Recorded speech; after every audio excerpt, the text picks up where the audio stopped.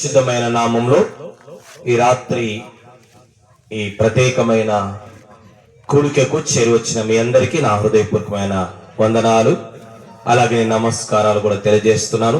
ఇక్కడ చేరువచ్చిన వారందరికీ, గ్రామ ప్రజలకు, గ్రామ పెద్దలకు అందరికీ నా హృదయపూర్వకమైన యేసు క్రీస్తు వారి శ్రేష్టమైన నామములో నా హృదయపూర్వకమైన శుభాలు, వందనాలు, అలాగే నమస్కారాలను మీకు తెలియజేస్తున్నాను.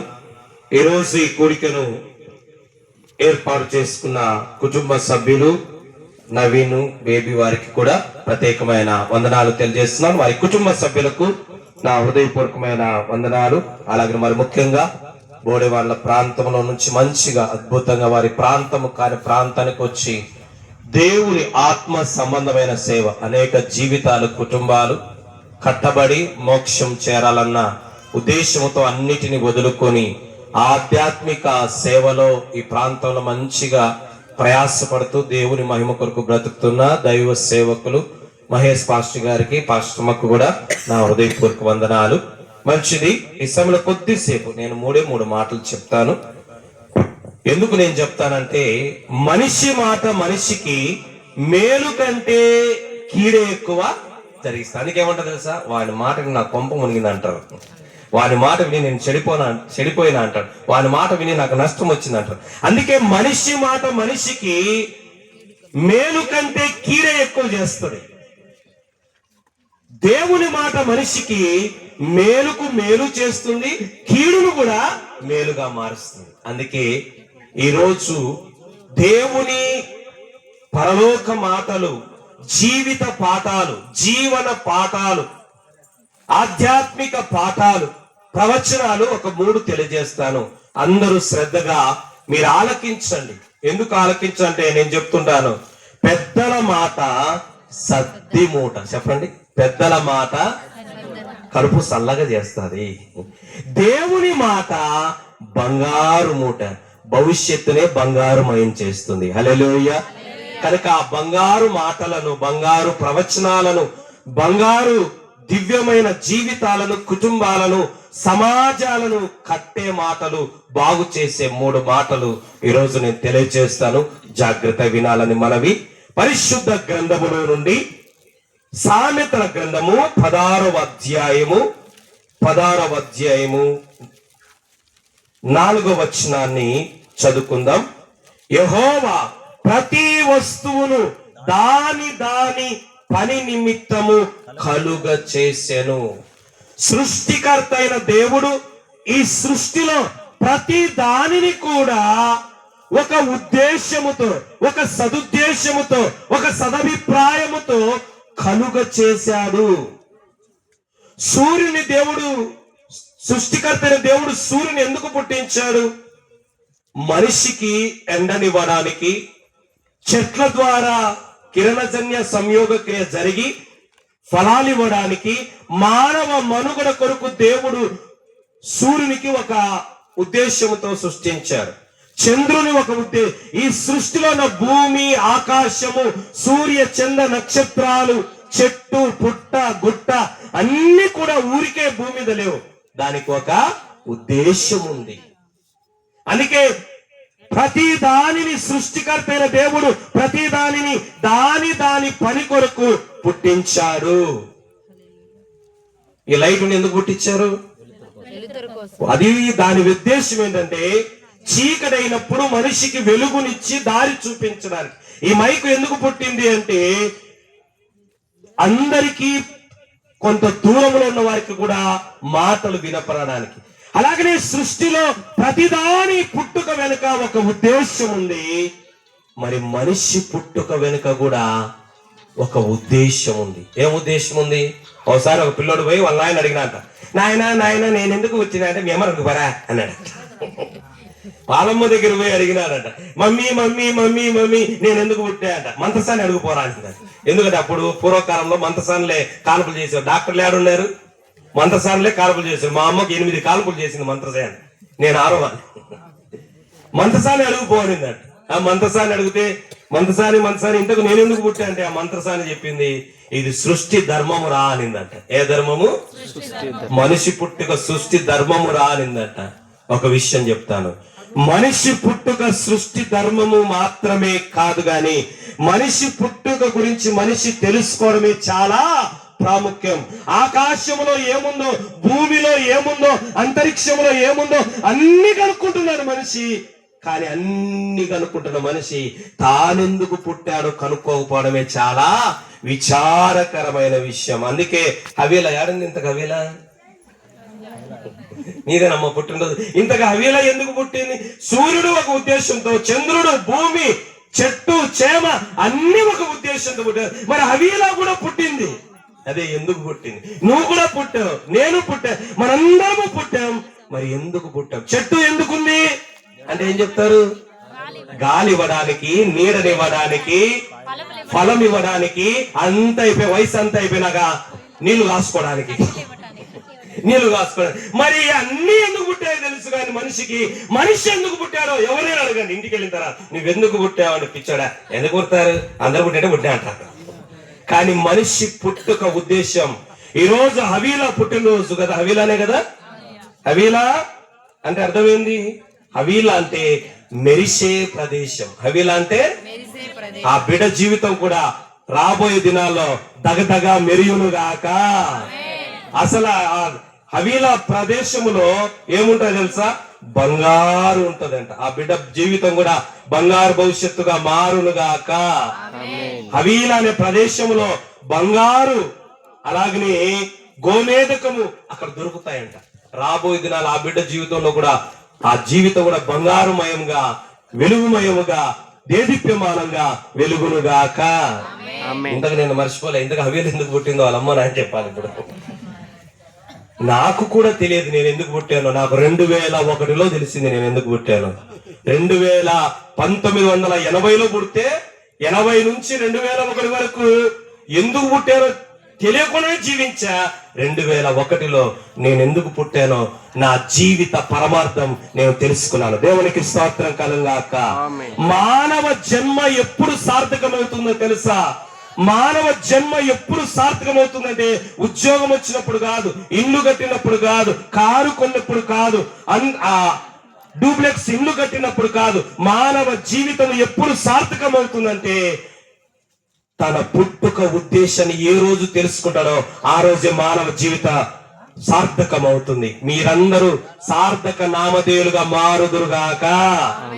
ఎందుకంటే నిద్రలో కూడా ఎందుకు పుట్టామని తక్కనే చెప్పాలా. మా అమ్మని అడిగి చెప్తానే, మా నాయన అడిగి చెప్తానే అనకూడదు. హల్లెలూయా.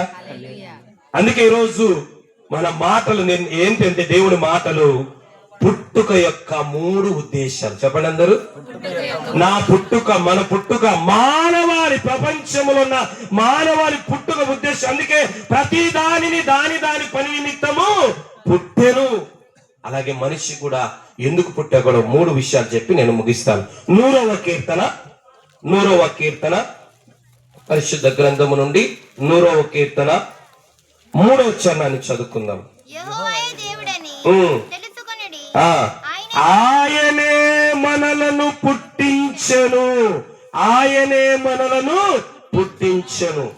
దేవుడు మనుషులను ఎందుకు పుట్టించాడో ఆ ఉద్దేశాన్ని గ్రహించి గమనించి ఎప్పుడైతే మానవ జీవితంలో తానెందుకు పుట్టాడో మనిషి గ్రహించిన రోజునే ఆ మానవ జీవిత పుట్టుక సార్థకమవుతుంది. లేకపోతే దానికి సార్థకత లేదు.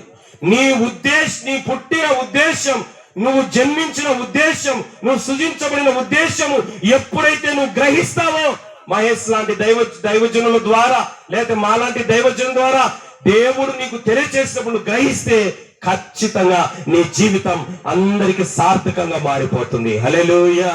మొట్టమొదటిగా దేవుడు మానవ జాతిని ఎందుకు పుట్టించాలని దేవుని మాట తెలియజేస్తుందంటే మొదటిది సృష్టికర్తను తెలుసుకోవడానికి. చదవండి మళ్ళొకసారి మాట.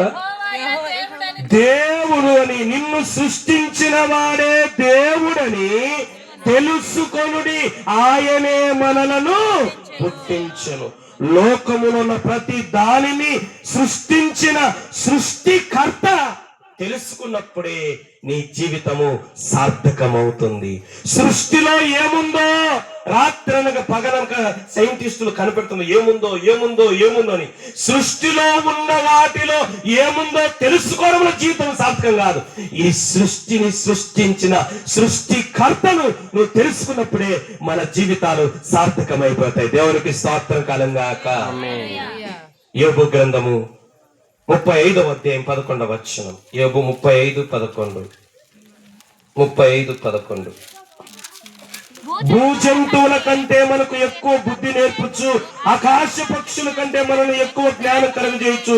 నన్ను సృజించిన దేవుడు ఎక్కడున్నారని అనుకుని వారు, నన్ను పుట్టించిన ఒక దైవం ఉంది, నన్ను సృష్టించిన ఒక దైవం ఉంది, ఆయన ఎవరు అని తెలుసుకోవడానికి మనుషులు ఏమవుతున్నారంట? అసలు తెలుసుకునే ఆలోచన కూడా మనుషులకు లేదంట, అసలు లేరంట.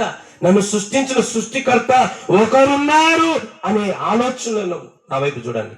ఈ లోకంలో ప్రతి దాని వెనక ఒక సృష్టికర్త ఉన్నారు. ఇప్పుడు చూడండి, నేను మాట్లాడే ఈ మైక్ ఉంది, ఈ మైక్ ను సృష్టించిన వ్యక్తి ఉన్నారా లేదా? దీని మీద ఉంటది కంపెనీ పేరు కూడా. అలాగే నేను ఒక మంచి షర్ట్ వేసుకున్నా, ఈ షర్ట్ దానికై అదే నా ఒంటి మీదకి వచ్చిందే. దీని సృష్టికర్త ఎవరు? టైలర్. ఎవరు దీని సృష్టికర్త? టైలర్. అలాగే మైక్ సృష్టికర్త ఎవరు? ఒక ఎలక్ట్రీషియన్. అలాగే ఈ షేమియాన ఉంది బాగా ఈరోజు, ఆ షేమియాన సృష్టికర్త ఎవరు? ఒక షేమియాన క్రియేటర్ చేసిన వ్యక్తి. ఈరోజు ప్రతి దాని వెనక ప్రతి వస్తువును చేసిన సృష్టికర్త ఉన్నట్టుగానే ఈ సృష్టిలో ఉన్న ప్రతి మానవ జాతిని సృష్టించిన సృష్టికర్త ఉన్నాడు. ఆయన ఎవరో నువ్వు తెలుసుకోవడమే నీ జీవిత సార్థకము. దేవునికి స్తోత్రం కలుగుగాక. ఎంత గొప్ప విషయం అది. అందరినీ సృష్టించిన వాడు ఎవరంట? ఆయన సృష్టికర్త అయిన దేవుడు. నన్ను సృష్టించిన దేవుడు ఒకడున్నాడని మనిషి తెలుసుకోవడమే మానవ జాతి యొక్క ముఖ్య ఉద్దేశము. అందరినీ సృష్టించిన వాడు ఆయనే అంట. యోబు గ్రంథము 31వ అధ్యాయము 15వ వచనం. 31:15. ఒకరిని కాదంట, గర్భమున నన్ను పుట్టించిన వాడు అందరిని, ఎర్రలను, నల్లలను, తెల్లలను, పొట్టలను, పొరుగులను, ఇండియా వాళ్ళని, అమెరికా అందరిని నన్ను సృష్టించిన వాడే వారిని కూడా సృష్టించిన కదా. ఎంత గొప్ప విషయం. ఈ సృష్టి అంతటిని సృష్టించిన సృష్టికర్త ఒకడున్నాడు. ఆ సృష్టికర్తను ఏ రోజైతే నువ్వు అందరినీ సృష్టించిన వారాయనే, అందరినీ సృష్టించిన విధానం కూడా ఒకటే. 31వ అధ్యాయము 15వ వచనం. 31:15. చూడండి, అందరూ నా వైపు చూడండి, ఇటు చూడండి. అందరినీ పుట్టించిన ఒకడే, అందరినీ పుట్టించిన విధానము కూడా. ఇప్పుడు నేను ఎట్లా వచ్చినా, నేను ఎట్లా పుట్టినా? మా తల్లి గారు మీరు చెప్పుకొని చెప్తారా? అందరు మీ ఊరు కూడా రాయచండి అనుకున్నాడు. అందరినీ పుట్టించిన వాడు ఒకడే, అందరిని పుట్టించిన విధానం ఒకటే. ఇంకోటి, అందరిని పుట్టించిన ఉద్దేశం కూడా ఒకటి. ఏమిటా ఉద్దేశం అంటే, ఆ సృష్టికర్తను నువ్వు తెలుసుకోవడమే నీ జీవిత పరమార్థం. దేవునికి స్తోత్రం కలుగాక. అదికే కదా ఇంత అద్భుతమైన మాట ఆయన చెప్తూ అందరినీ ఒకే విధంగా సృష్టించిన వాడనే. అపోస్తుల కార్యాలు 17వ అధ్యాయం 26వ వచనం. అపోస్తుల కార్యాలు 17:26లో కూడా అందరికీ ఊపిరిని చదవండి. 17:26. ఈ యావత్ భూమి మీద కాపురముండుటకు ఆయన ఒక్కరి నుండి అన్ని జాతులు, అన్ని కులములు, అన్ని మతములు అందరినీ ఆయన పుట్టించెను. దేవునికి స్తోత్రం కలుగాక. ఈ భూమి మీద నువ్వు ఏ ఊరిలో ఉన్నా, ఈ భూమి మీద ఏ దేశంలో ఉన్నా, ఒక్క కుటుంబముగా ప్రతి జాతి ప్రజను ఆయన సృష్టించాడు. ఆయనే ప్రభు అయిన యేసు. దేవునికి స్తోత్రం కలుగాక. యెహోవాయే దేవుడని తెలుసుకొని ఆయనే నిన్ను పుట్టించిన సృష్టి కర్త. అదే నీ జీవిత పరమార్థము. అదే పుట్టినరోజు యొక్క అద్భుతమైన విషయం. ఎందుకో తెలుసా? కింద మాటలు, ఆయనే అందరికి ఊపిరిని, జీవమును, ఆహారమును దయచేయువాడని దేవుని వాక్యం. ఈరోజు హవీలకు వాళ్ళ అమ్మ నాయన బట్టలు కొనియొచ్చు, బంగారు కొనియొచ్చు, కానీ ఊపిరి కొనిస్తారా? అందుకే కీర్తన ఉంది, సంవత్సరమును దయా కిరీటము, ఒక సంవత్సరం అంటే 365 రోజులను దేవుడు ఆ బిడకు బహుమానంగా 360 రోజులు ఆయుష్నిచ్చారు. హాస్పిటల్కి పోతే 1 గంట ఆక్సిజన్ పెట్టినందుకు ఎంత తీసుకుంటారు? 1500. ఎంత? 1 గంట ఆక్సిజన్ పెట్టినందుకు 1500 తీసుకుంటే, ప్రతిరోజు దేవుడు ఉచితంగా, ఆ సృష్టికర్త దేవుడు నీకు ఆయుష్ ఉచితంగా నీకు ఊపిరిస్తున్నాడు. దేవునికి స్తోత్రకరంగా. అదే పుట్టినరోజు యొక్క ముఖ్య ఉద్దేశం. మనుషులందరినీ పుట్టించిన వాడు, మానవ జాతి అంతటికీ. అందుకే ద్వితీయోపదేశకాలను, నిన్ను సృష్టించిన వాడు నీకు తండ్రి అయి ఉన్నాడు. నా వైపు చూడండి, నా వైపు చూడండి. నా పిల్లలు 3 ఉన్నారు. పెద్ద కూతురు, ఇందాక 2వ కూతురు పాటలు పాడారు. వాడు 3వ వాడు ఉన్నాడు. వాడు ప్యాడ్ ఎందుకు చూస్తున్నా అంటే వాడు ప్యాడ్ ప్లేయర్, వాడు ప్యాడ్ ప్లేయరే, ప్యాడ్ కుడతా ఉంటాడు. ఈ 3 వారి 3 పుట్టుకకు జన్మకు నేను కారణం. ఎవరు కారణము? నేను, నా భార్య. ఇప్పుడు వాళ్ళు నన్ను తల్లి నన్ను తండ్రి అనుకోకుండా పక్కన వాళ్ళనంటే ఎవరు బాధపడేది? ఫస్ట్ ఎందుకు? రక్తం పంచి పుట్టింది మేము రా కనిది. ఒక మాట చెప్పండిరా, ఈ సృష్టి అంతటి యావత్ భూమి మీద నిన్ను నన్ను మనందరిని సృష్టించిన ఆ సృష్టికర్త నిన్ను సృజించాడని తెలుసుకోకపోతే ఆయన కూడా నిన్ను బట్టి బాధపడతాడు. ఎందుకంటే ఆయన నిన్ను సృజించిన సృష్టికర్త, నిన్ను సృజించిన తండ్రి, నిన్ను సృజించిన దైవమని దేవుని యొక్క అద్భుతమైన మాట తెలియజేస్తుంది. అందుకే ఈ మాట చెప్తున్నది ఏంటంటే, నీవు సృష్టించిన కాదు, నిన్ను సృష్టించిన దేవుని ఏ రోజైతే నువ్వు తెలుసుకొని గుర్తిస్తావో ఆ రోజు మన జీవితాలు ధన్యమవుతాయి. దేవునికి స్తోత్రం కలంగా. 2001 వరకు తినడము, తాగడము, తిరగడము, జీవితాన్ని ఎంజాయ్ చేయాలని మూర్ఖంగా బతికేవాడిని. దేవుడు లేదు, దయ్యము లేదు, అమ్మ లేదు, నాయన లేదు, చెల్లి లేదు, అక్క లేదు. తిన్నావా, కానా, పేనా, సోనా, రోడ్లో దొర్లు. అది నా జీవితం. జీవిత పరమార్థం నాకు తెలియదు. పులివెందల పక్కన ముద్దనూరులో రైల్వే స్టేషన్ దగ్గరే మా ఇల్లు. జీవితం తెలియక, నన్ను సృజించిన సృష్టికర్త ఒకడు ఉన్నాడని తెలియక, జీవిత పరమార్థం గుర్తించక ఇష్టానుసారంగా జీవించుచున్న సమయంలో 2001 జూన్ 1వ తేదీన మహేష్ పాస్టర్ గారు లాగా ఒక పాస్టర్ గారు మా ఊరికి వచ్చినప్పుడు, జీవితం అంటే ఏమిటి, సృష్టికర్త అంటే ఎవరిని తెలియజేస్తున్నప్పుడు అప్పుడు నా కళ్ళు తెరవబడ్డాయి. అంతవరకు ఎవ్వరిని కూడా లెక్క చేయకుండా బ్రతకడం అంటే ఇష్టానుసారంగా బతకాలనుకున్న నా జీవితానికి ఒక గురి గమ్యము కలిగింది. కారణము సృష్టికర్తను తెలుసుకున్న రోజే నా జీవితము చక్రం తిప్పబడింది. దేవునికి స్తోత్రం కలంగా. నిజమే అదే. అందుకే ఆయన అపోస్తుల కార్యాల్లో దేవుని వాక్యం సెలవుతుంది, యేసు క్రీస్తు అందరికీ ప్రభువు. ఒకరికే లేదు, అందరికీ. నీకు, నాకు, ప్రపంచ మానవాళ్ళందరికైనా దైవముగా, నిన్ను సృష్టించిన దైవంగా, నిన్ను ఏర్పరిచిన దైవంగా ఉన్నాడని ఏ రోజైతే తెలుసుకోగలుగుతావో ఆ రోజే మన జీవితము ధన్యమైతుంది. చిన్నప్పటి నుంచి ఏం చెప్పాలి? అవి నాకు ఏమని చెప్పాలా? మేము కనిన వారమే, కానీ నిన్ను సృష్టించిన దేవుడు ఉన్నాడు అని పరిచయం చేయాలి. దేవునికి స్తోత్రం కలగా. అత్త చిన్నది, అత్త చిన్ని, ఇదిగో ఈయన నిన్ను సృజించిన సృష్టికర్త అయిన దేవుడిని పిల్లప్ప నుంచి పరిచయం చేయాలి. దేవునికి స్తోత్రం కలంగా. అదే జీవిత పరమార్థం, అదే జీవితం యొక్క సత్యం. ఎప్పుడైతే ఆ సత్యము మన పిల్లలు తెలుసుకుంటారో అప్పుడు వారికి 3 లాభాలు కలుగుతాయి. చదవండి 100వ కీర్తన 3వ చరణం చదవండి. 103. ఎప్పుడైతే మానవుడు సృష్టికర్తను తెలుసుకొని గుర్తిస్తాడో అప్పుడు అతనికి కలిగే 3 విషయాలు. యేసు ప్రభు దేవుడని తెలుసుకొనుడి, ఆయనే మనల్ని అందరినీ పుట్టించను, మనము ఆయన వారము. నేనేమనుకునేవానంటే మావాడుగా, నేను ఆయన వాడు కాదు, నేను అనుకునేవాడు నేను కూడా. కానీ తర్వాత తెలిసింది, నేను ఆయన వాడను, చూడండి, ఎప్పుడైతే సృష్టికర్తను మనిషి తెలుసుకుంటారో, నేను సృష్టించిన కాదు నన్ను సృష్టించిన కర్తను తెలుసుకుంటాను, అప్పుడు 3 విషయాలు. ఒకటి ఏం చెప్తున్నాడంట చూడండి, ఆయన పోషిస్తాడంట, కాపరే నడిపిస్తాడంట, కాపరే. మూడోదిగా కొరియన్ కాపరి ఏం చేస్తాడు?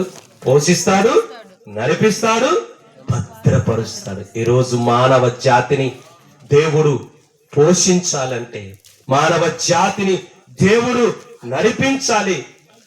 శాంతికరమైన జలములు. ఏ జలములు?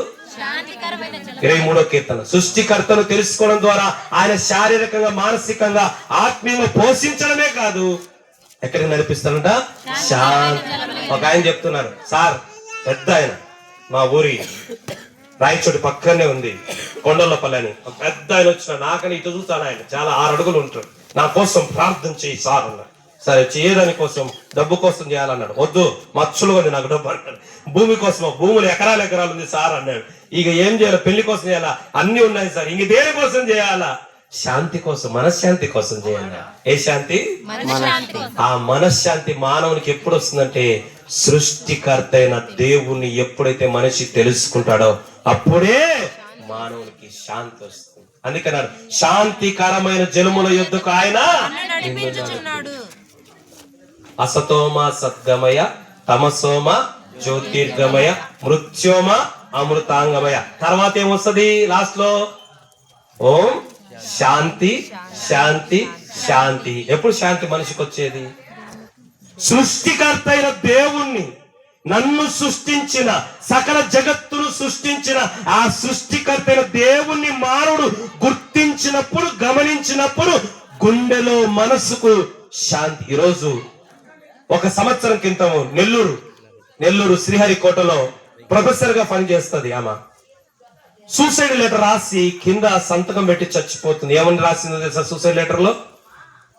నేను చనిపోవడానికి ఎవ్వరూ కారణం కాదు, నేను చనిపోవడానికి నాకేమి తక్కువై కారణం కాదు. నాకు మంచి భర్త ఉన్నాడు, మంచి కొడుకు ఉంది, మంచి కోడలుంది, మంచి కూతురు, మంచి అల్లుడు ఉన్నారు, మంచి లక్షల జీతం వచ్చే ఉద్యోగం నాకుంది.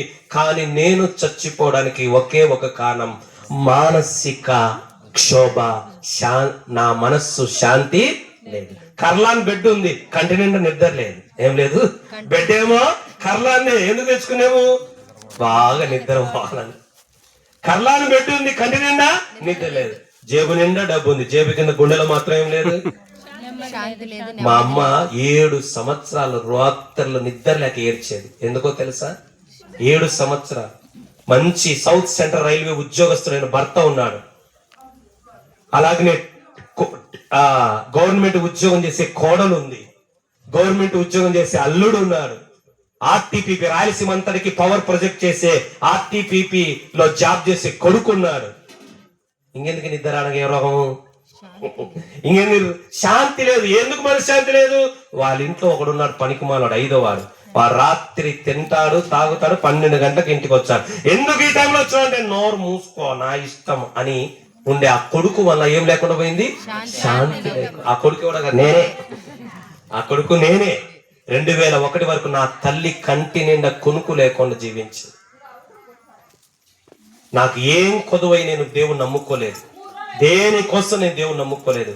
పడిపోయిన, చెడిపోయిన నా జీవితాన్ని ఇలాంటి ఒక్క మాట మారిస్తే, నా తల్లి 2001 మొదలుకొని చనిపోయే వరకు ఏ రోజు నా తల్లి కంట్లో నీళ్లు చుక్క కూడా రాలేదు. ఎందుకో తెలుసా? ఆ రోజు శాంతి దొరికింది. దేవునికి స్తోత్రం కాలంగా. మనిషికి రోజు తినడానికి తిండి ఉంది, కట్టుకోవడానికి బట్ట ఉంది, తిరగడానికి వాహనం ఉంది, ఉండడానికి ఇండ్లు ఉంది, పని చేసుకోవడానికి ఒక ఉద్యోగం ఉంది. కానీ మనిషికి రోజు కరువైంది, బరువైంది. అరువుగా తెచ్చుకోవాల్సింది ఏంటి? ఇంట్లో శాంతి లేదు, ఈదులో శాంతి లేదు. అందుకే ఆ శాంతి మానవ జీవితానికి ఎప్పుడు దొరుకుతుందంటే, ఆ సృష్టికర్త అయిన దేవుణ్ణి నమ్మినప్పుడు ఆయన శాంతికరమైన జలముల దగ్గరికి నడిపిస్తాడు, పోషిస్తాడు, నిన్ను కనుపాపవలే కాపాడు. రెండవదిగా, మానవ పుట్టుక యొక్క ఉద్దేశం ఏంటంటే, సృష్టికర్త అయిన దేవుణ్ణి నువ్వు తెలుసుకోవాలన్నదే నీ జన్మ పరమార్థం. కొట్టునైనా చిన్నగా ఒక పాట పాడతాను. మానవుడా కారణ జన్ముడా, నీ జన్మకు కారణముంది. మానవుడా కారణ జన్ముడా, నీ జన్మకు కారణముంది. కాయలెందుకు, పూలెందుకు, కాలాలెందుకు, ఋతువులెందుకు, ఉన్నవన్నీ నీ కోసమేనని, నీవు దేవుని కోసమేనని, ఉన్నవన్నీ నీ కోసమేనని, నీవు దేవుని కోసమేనని గ్రహించి తెలుసుకో, గమనించి మసులుకో, నీ జన్మకు కారణం ఉంది. మానవ జన్మ ఎప్పుడు సార్థకమవుతుందంటే నా జన్మ కారణం ఏంటో నేను తెలుసుకున్నప్పుడే మానవ జన్మ సార్థకం. ఆ మానవ జన్మ యొక్క ఉద్దేశము, మానవ పుట్టుక యొక్క వెనుక ఉన్న ఉద్దేశం ఏంటంటే నీ సృష్టికర్త అయిన ప్రభువును నువ్వు గుర్తించి ఆయనను ఆరాధించడమే నిజంగా నీ జన్మ సార్థకమవుతుంది. రెండో విషయము లూకాసు వార్త 1వ అధ్యాయము 17వ వచనం. లూకాసు వార్త 1వ అధ్యాయము 17వ వచనం. మరియు అతడు తల్లిదండ్రుల హృదయములను పిల్లల తట్టునకును అవిధేయులను నీతిమంతులను జ్ఞానమును అనుసరించుటకును త్రిప్పి ప్రభు కొరకు ఆయత్తపడి ఉన్న ప్రజలను సిద్ధపరచుటకై ఏలియా యొక్క ఆత్మయు శక్తి గలవారై ఆయన ముందుగా వెలుచుకుని నీకు సంతోషము మహానందకును ఆత్మడు పుట్టినందున అనేకులు. రెండవదిగా హవీల ఎందుకు పుట్టింది, మనం ఎందుకు పుట్టాము, మానవ పుట్టుక యొక్క ఉద్దేశం ఏమిటంటే నీ సృష్టికర్త అయిన ప్రభువును నీవు తెలుసుకోవడమే నీ జన్మ సార్థకము, జన్మ ఉద్దేశం. రెండవదిగా మానవ పుట్టుక యొక్క ఉద్దేశం ఏంటంటే సమాజానికి ఉపయోగపడాలని. ఏ దానికి ఉపయోగపడాలని? అందుకని ఆత్తాడు పుట్టినందున తల్లిదండ్రుల ఎవరంట అందరూ. నిజంగా మానవ జన్మ యొక్క ఉద్దేశం ఏంటంటే నీ పుట్టుక ద్వారా నీకు జన్మనిచ్చిన తల్లి తండ్రులకు సంతోషం కలగాల. అదే జన్మ ఉద్దేశం. నీ పుట్టుక ద్వారా నీ ఊరి వారికి సంతోషం కలగాలి. నీ పుట్టుక ద్వారా నీ ఎరుగు పొరుగు వారికి, అంటే అందరికీ. అదే సామాజిక ఉద్దేశం. సమాజానికి నువ్వు ఉపయోగపడాలి. నేను ఎన్నో రోజులు, నేను మారక ముందు మా తల్లిదండ్రులు ఏడ్చారు. నేను మారిన తర్వాత నేను ఏడ్చాను. ఎందుకు ఏడ్చానో తెలుసా? మా ఇంటి చుట్టూ పోలీసు వాళ్ళు వచ్చి నన్ను అరెస్ట్ చేయడానికి వస్తే నా తల్లి జాకెట్ పట్టుకుని నేను ఎవరు కనమన్నారు నిన్ను అన్న మూర్ఖుని, ఎవరు కనమన్నాడు నిన్ను నన్ను కొడుకుగా అని నా తల్లిని మెడబట్టుకున్నాను. ఎందుకంటే నేను బాగుపడిన తర్వాత కొద్ది రోజులే వాళ్ళు చూశారు. మనకు జన్మనిచ్చి మనకు బ్రతుకునిచ్చిన ఆ తల్లిదండ్రులకు వారికి ఉన్నంత కాలం ఒక మంచి బట్ట, మంచి కూడు, మంచి వసతి కల్పించకపోతే ఈ బ్రతుకు వల్ల ప్రయోజనము లేదు. అందుకే యేసుప్రభువు అన్నాడు, అతడు పుట్టకుండిన ఎడల మేలు. ఎవరంటే యూదా గురించి చెప్పారు. జన్మనిచ్చిన తల్లి తండ్రుల సంతోషాన్ని మిగిలించే బిడ్డలే నిజంగా బిడ్డలంటే. నీ జన్మ సార్థకం ఎప్పుడవుతుందో తెలుసా? ఒకటి, తల్లిదండ్రులు సంతోషపెట్టే జీవితం నీలో ఉన్నప్పుడు. నా అందరు అనేవాళ్ళు, ఏమంటే సామెత ఉంది, పెద్దలకు బాగా తెలుసు, బెల్లం వస్తే అల్లం బెల్లం అయిందా, ఇది బెల్లం అల్లం అయింది. నా భార్యకి పెళ్ళైతేనే ఇప్పటికి 20 సంవత్సరాలు అయితే పెళ్ళి. నా భార్యకి వివాహమైనప్పుడు ఒకే మాట చెప్పాను, నా తల్లిలాగా నిన్ను చూడను అని నా భార్యకి చెప్పాను, మా భార్యకి చెప్పాను, నా భార్యలాగా నిన్ను చూడను. నీ స్థానము నీదే అని వాళ్ళిద్దరికి చెప్పాను. అందుకే మా అమ్మ కన్ను మూసేంత వరకు నా భార్య ద్వారా ఈ అని ఏ రోజు అనలేదు. దేవునికి స్తోత్రం. ఏ రోజు బిడ్డ కంటే నా తల్లికి 3 కూతుర్లు అయితే ఆ 3 కూతుర్ల కంటే బాగా చూస్తుంది నా భార్య. నిజంగానే మానవ జీవితం ఎందుకు తెలుసా? మన హ్యాపీ బర్త్డే అని మంచి బట్టలు, మంచి వస్తువులు, మంచి ఏర్పాట్లు చేసుకోవడం ఎంత ముఖ్యమో, నీ జన్మ ఉద్దేశం ఏంటంటే సమాజము ఉపయోగపడాలి. ఆ సమాజంలో మొదట ఎవరికి ఉపయోగపడాలి? నువ్వు నీకు జన్మనిచ్చిన తల్లిదండ్రులకు. వారి కళ్ళల్లో సంతోషాన్ని చూడగలిగితే నిన్ను బట్టి వాళ్ళు తల ఎత్తుకోవాలి గాని తల దించు. ఎందుకు కన్నామురా వీళ్ళను అనిపించుకుని బ్రతుకే కాదు, వీళ్ళని కన్నందుకు నాకెంత గర్వంగా ఉంది అనుకోవాలి. దేవునికి స్తోత్రం కలంగా. రెండోది నీ ఊరి ప్రజలు. అందుకే మన వలన తల్లిదండ్రులు గాని ఊరికి గాని మన ఇరుగు పొరుగు గాని కీడు జరగడానికి నష్టము జరగడానికి దేవుడు మనల్ని పుట్టించలేదు గాని మనం ఉపయోగపడడానికి మనల్ని దేవుడు సృష్టించాడు. అందుకే అతడు పుట్టినందున అనేకులు ఏమవుతారంట, సంతోషిస్తారంట. సామెతల గ్రంథములో దేవుని వాక్యం సెలవిస్తుంది, జ్ఞానం కలిగిన కుమారుడు తల్లిదండ్రులు సంతోషిస్తాడు. ఎంత గొప్ప విషయం చూడండి. వాళ్ళ సంతోషమే మన సంతోషం అనుకుంటేనే మనం బతికాం. లాస్ట్ వాళ్ళకి దుఃఖాన్ని మనం మిగిలిస్తే తల్లిదండ్రులకు సంతోషం పెట్టి బిడ్డలుగా పెంచుకోవాలి. అలా పెరగాలి. తల్లిదండ్రులకు ఉపయోగపడాలా, గ్రామానికి ఉపయోగపడాలా, సమాజానికి ఉపయోగపడాలంటే ఎట్లా పెంచాలో తెలుసా? 16 వచ్చిన చదువుమ్మా. 16 వచ్చిన లూకా 1:16. ద్రాక్షారసమైనను మద్యమైనను త్రాగక తన తల్లిదండ్రులకు పుట్టిన మొదలుకొని పరిశుద్ధాత్మతో చాలు. ఎప్పుడు తల్లిదండ్రులకు ఒక బిడ్డ ఉపయోగపడతాడు, ఎప్పుడు ఒక గ్రామానికి ఒక బిడ్డ ఉపయోగపడతాడు. అతని వల్ల కీడు గాని, అతని వల్ల నష్టం గాని, అతని వల్ల ఏ ఇబ్బంది కలుక్కోకుండా ఒక వ్యక్తి సమాజానికి ప్రయోజకుడుగా, సమాజానికి చీడ పురుగుగా కాదు గాని సమాజానికి మంచి వ్యక్తిగా అతడు ఇంకా 10 రోజులు బతుకుంటే బాగుండు అనిపించుకునేటట్టు మనిషి బ్రతకాలంటే అక్కడ దేవుడు దానికి కూడా ఒక సూత్రం పెట్టాడు. మా అమ్మ నేను తాగి పేకాటాడి చిన్న వయసు 16 సంవత్సరాలకే అన్ని అలవాట్లకు బానేసి. ఎందుకంటే నాయన ఉద్యోగస్తుడు, వదిన ఉద్యోగస్తురాలు, అన్న ఉద్యోగస్తురాలు, తమ్ముడు ఉద్యోగస్తురాలు అందరూ. నేను కూడా రైల్వే ఎంప్లాయీ, 1 lakh శాలరీ. దానిని కూడా ప్రభు పరిచర్య కొరకు పక్కన పెట్టి దేవుడు నా జీవితాన్ని మార్చిన దేవుని 10 మందికి పరిచయం చేయాలన్న ఉద్దేశంతో నేను ఆ ప్రభు యొక్క పరిచర్య చేయడమే జీవిత సార్థకం అనుకొని తెలుసుకుని వచ్చాను. ఎందుకంటే అలా నా తల్లి అనుకునేది, నేను తాగి వచ్చినప్పుడు ఆ మంచి గుండె ఎంత విలవిలలాడిపోయేది. కానీ ఆ మూర్ఖత్వంలో, ఆ అజ్ఞానములో నాకు తెలిసేది కాదు.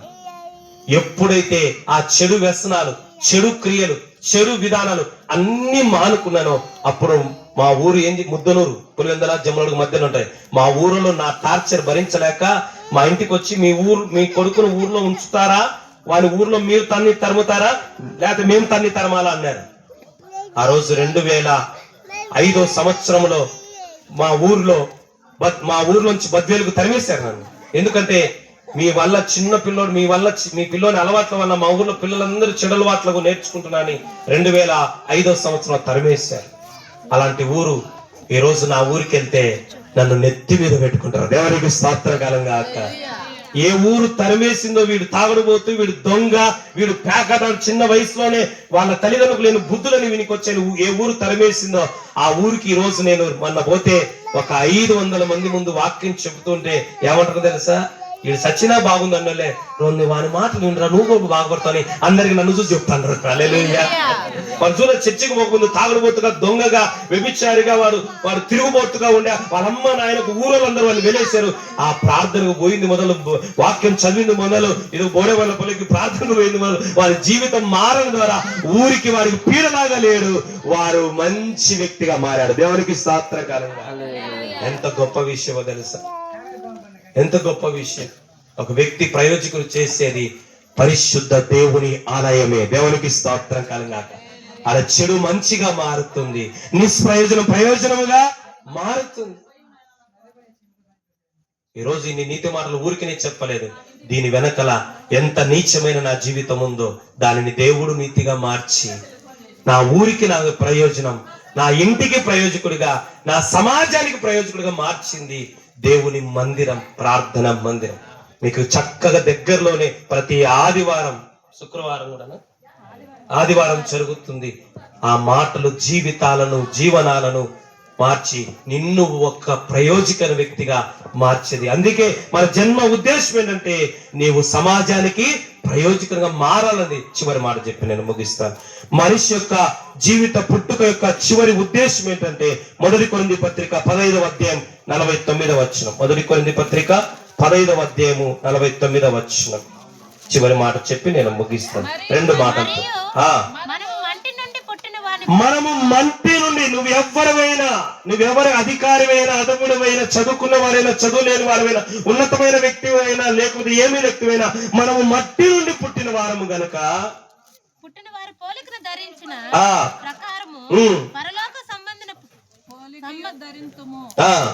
చాలు. చివరిగా మనిషి యొక్క జన్మ యొక్క ఉద్దేశము, హవీలైన మనమైన మనందరి పుట్టుక ఉద్దేశము ఏమిటంటే ఒకటి సృష్టికర్త అయిన దేవుని తెలుసుకోవడం, రెండోదిగా నువ్వు సమాజానికి ఉపయోగపడే వ్యక్తిగా, సమాజాన్ని ఉద్ధరించే వ్యక్తిగా ఉండాలనేది, చివరిగా నీవు పరలోకము చేరాలన్నది. అందుకే మనం మట్టి నుండి పుట్టిన వారి పోలిక ధరించి చివరిగా మరణము తర్వాత ఎక్కడికి వెళ్ళాలంట? మహిమలోకం, స్వర్గలోకం. అందుకే ఫస్ట్ పాటలు వాడాడు ఏంది?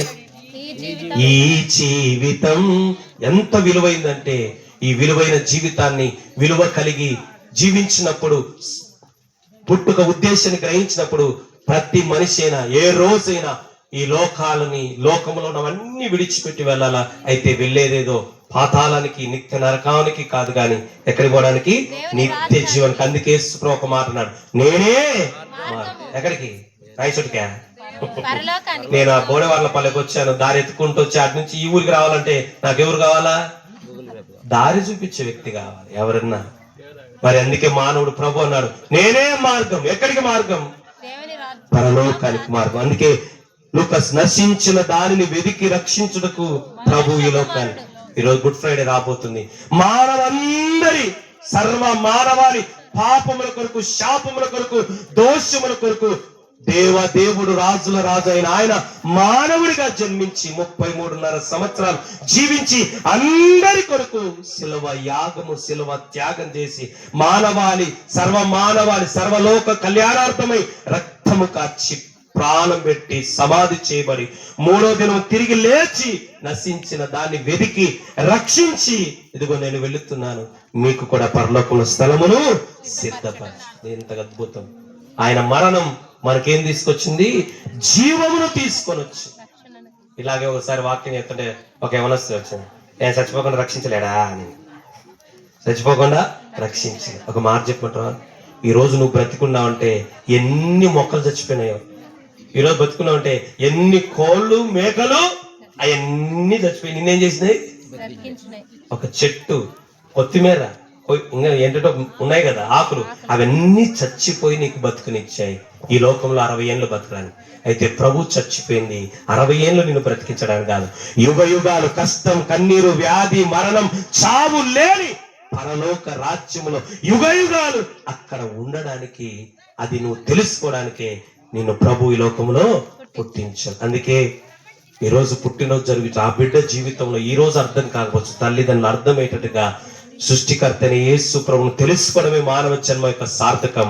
రెండవదిగా ఈ యొక్క సమాజానికి ఉపయోగపడడానికి దేవుడు మనం పుట్టించాడు. చివరిగా ఈ లోకంలో జీవించినంత కాలం పాప క్షమాపణ పొంది, మారు మనసు పొంది, బాప్తిస్మ అనుభవం పొంది, ప్రభు సన్నిధిలో చేర్చబడి, రక్షించబడి ఈ లోకాన్ని విడిచిన తర్వాత యుగాలు ఉండే పరలోక రాజ్యము చేరడానికే మనుషులను దేవుడు ఈ లోకంలో పుట్టిస్తున్నాడు. అది నువ్వు తెలుసుకున్న దినమున నీ జన్మ జీవితకాలం ఈ భూమి మీద శాంతి, సమాధానము, నెమ్మది, ఆనందము, ఆదరణ, జయ జీవితం, ఆశీర్వాదం, అభివృద్ధి పొందుతావు.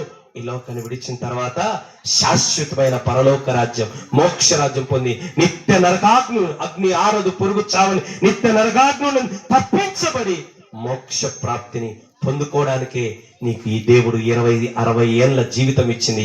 యుగాలు బ్రతికే జీవితాన్ని తెలుసుకోవడానికి. అందుకే సామెతలు ఉందట, బుద్ధిమంతుడు కింద ఉన్న పాతాళము తప్పించుకోవాలని పైనున్న పరలోక మార్గంలో ప్రవేశిస్తారు. చివరి మాట అపోస్తల కార్యాలు 18:18 ప్రకారము ఒక మాట ఉంది. ఆ మాట చదువుకుందాం, ముగించుకుందాం. 18:18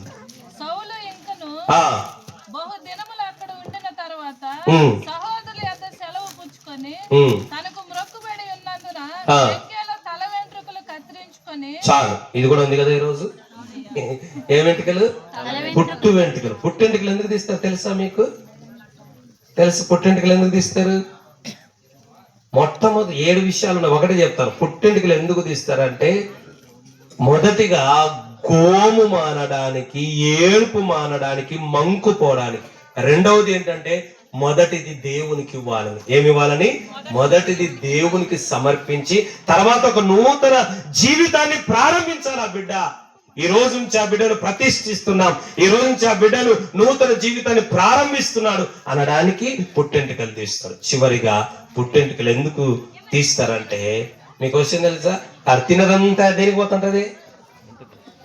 నేను అడుగుతారు ఫస్ట్ వాళ్ళు తినదంతా జరిగిపోతుంది తెలుసా? నాకు ఇక్కడ నుంచి ఎంటికలు ఇక్కడికి ఉండే వేసుకోండి నమ్మనప్పుడు నన్ను ఆడలు ఇద్దరు పెట్టుకుని తిరుగుతుండేవాడిని ఊర్లలో. తిన్నదంతా దానికే పెడతాను కదరా.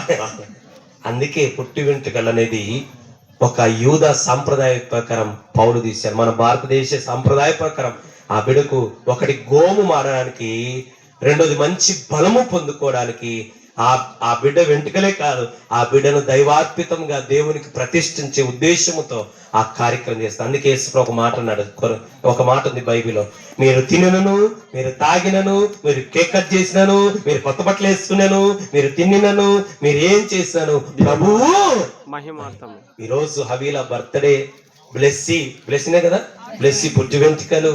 ఈ గ్రామ ప్రజలందరూ, ఈ కుటుంబం, నవీన్ వాళ్ళ కుటుంబం, గ్రామ ప్రజలందరికీ సృష్టికర్త అయిన దేవుణ్ణి పరిచయం చేయాల ఉద్దేశంతో ఇంత ఏర్పాట్లు ఎందుకు చేసంటే, దేవునికి మహిమ రావాలా, నా ఊరు ప్రజలకు రక్షణ కావాలా, వచ్చిన వారికి ఆశ కలగాలని ఆ ఉద్దేశము దేవుడు నెరవేర్చునుగాక.